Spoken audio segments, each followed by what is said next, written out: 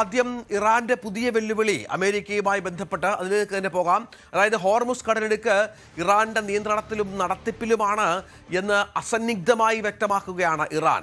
അർദ്ധസൈനിക വിഭാഗമായ ബസീജ് ഓർഗനൈസേഷന്റെ കമാൻഡർ ഇതുമായി ബന്ധപ്പെട്ട് പ്രസ്താവന പുറപ്പെടുവിച്ചു. ഈ ജലപാതയുടെ പൂർണ്ണ നിയന്ത്രണം അമേരിക്കയ്ക്കാണെന്ന് പ്രസിഡന്റ് ട്രംപ് അവകാശപ്പെട്ട് ഒരു ദിവസത്തിന് ശേഷമാണ് ഈ പ്രതികരണം എന്നുള്ളത് ഏറ്റവും പ്രധാനപ്പെട്ട ഒന്നാണ്. അതായത് ഇസ്ലാമിക് റിപ്പബ്ലിക്കിന്റെ നടത്തിപ്പിലും നിയന്ത്രണത്തിലുമാണ് ഹോർമുസ്. നമ്മുടെ രാജ്യം പൂർണ്ണ സുരക്ഷയോടെ മുന്നോട്ട് പോവുകയാണ്. അത് മാത്രമല്ല, ഇറാന്റെ ഏജൻസിയായ ഫാർസിലൂടെ ഇക്കാര്യം റിപ്പോർട്ട് ചെയ്യുമ്പോൾ ഇസ്ലാമിക വിപ്ലവത്തിന്റെ ശക്തി അമേരിക്കക്കാർ കണ്ടു എന്നും ഇറാൻ വെല്ലുവിളിക്കുകയാണ്. തന്ത്രപ്രധാനമായ ജലപാതയുടെ പൂർണ്ണ നിയന്ത്രണം അമേരിക്കയാണ് എന്ന് ട്രംപ് പറഞ്ഞതിന് പിന്നാലെയുള്ള ഈ വെല്ലുവിളി ഹോർമുസുമായി ബന്ധപ്പെട്ട് വലിയ പ്രശ്നങ്ങൾ ഉണ്ടാക്കുമെന്ന കാര്യം സംശയം. നമുക്കറിയാം, ഹോർമുസിൽ ഇപ്പോൾ കപ്പൽ ഗതാഗതം നാമമാത്രമാണ്. ദിവസേന 100-ലധികം കപ്പലുകൾ കടന്നുപോയിക്കൊണ്ടിരുന്ന ഒരു പാതയാണ് ഹോർമുസ് എന്നുള്ളത് മനസ്സിലാക്കണം. പക്ഷേ അവിടെ ഇപ്പോൾ 1-2 കപ്പലുകൾ പേരിന് മാത്രം, അതും ഇറാനുമായി ബന്ധപ്പെട്ട അവർ അനുവദിക്കുന്ന കപ്പലുകൾ മാത്രമാണ് കടന്നു പോകുന്നത്.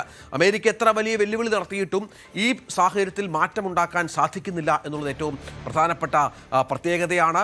സാധാരണ നിലയിലേക്ക് ഹോർമുസ് എത്തുക എന്നുള്ളത് ഇപ്പോൾ ഒരു തരത്തിലും സംഭവിക്കാവുന്ന കാര്യമല്ല എന്നാണ് ഇത്തരം വെല്ലുവിളിയിൽ നിന്ന് മനസ്സിലാക്കേണ്ടത്. വിനോദ്, അമേരിക്ക പറയുന്നത് തങ്ങൾ ഹോർമുസ് പൂർണ്ണമായും നിയന്ത്രണത്തിലാക്കിയെന്നാണ്. ട്രംപ് പലപ്പോഴും ഇത് പറഞ്ഞു വെക്കുന്നുണ്ട്. പക്ഷേ ട്രംപിന്റെ പ്രാഥമികമായ ഒരു ലക്ഷ്യമായിരുന്നു ഹോർമുസ് പിടിച്ചെടുക്കുക എന്നുള്ളത്. അതുപോലും പൂർത്തിയാക്കാതെയാണ് ഇപ്പോൾ അമേരിക്ക മുന്നോട്ട് പോകുന്നത് എന്നുള്ളതാണ് യുദ്ധത്തിന്റെ ആകത്തുക.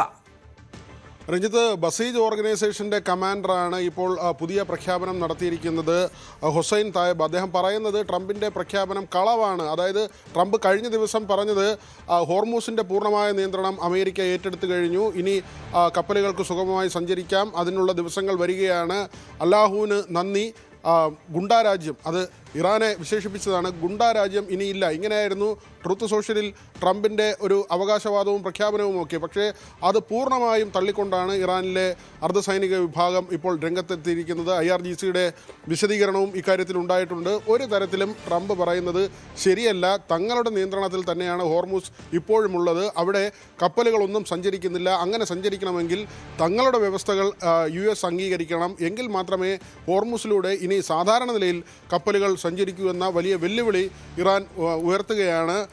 ചില നീക്കങ്ങൾ കൂടി, ചില പ്രസ്താവനകൾ കൂടി ട്രംപിൻ്റെ ഭാഗത്തു നിന്ന് വരുന്നുണ്ട്. അതായത് വലിയ സാമ്പത്തിക നഷ്ടമില്ലാതെ, അമേരിക്കയ്ക്ക് വലിയ സാമ്പത്തിക തട്ടുപാടില്ലാതെ ഇറാനെ തോൽപ്പിക്കുക എന്നൊരു സ്ട്രാറ്റജിയാണ് മുന്നോട്ട് വെച്ചിട്ടുള്ളത്.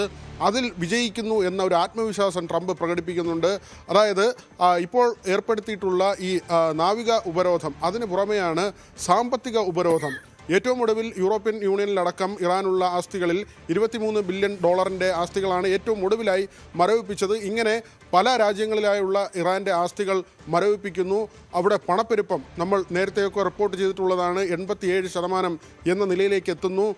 ഒരു ചായയ്ക്ക് പോലും ഇന്ത്യൻ രൂപയുമായി തട്ടിച്ചു നോക്കുമ്പോൾ 8.5 ലക്ഷം രൂപ ഇന്ത്യൻ മണിയുമായി തട്ടിക്കുമ്പോൾ ആ തരത്തിലാണ് അവിടെ ഒരു പണപ്പെരുപ്പം ഉണ്ടാകുന്നത്. ഇത് ചില മാസങ്ങൾ കൂടി, അല്ലെങ്കിൽ ഒരു വർഷം വരെ നീണ്ടുപോകാം. അങ്ങനെയെങ്കിൽ ഇറാൻ പൂർണ്ണമായി തകരും.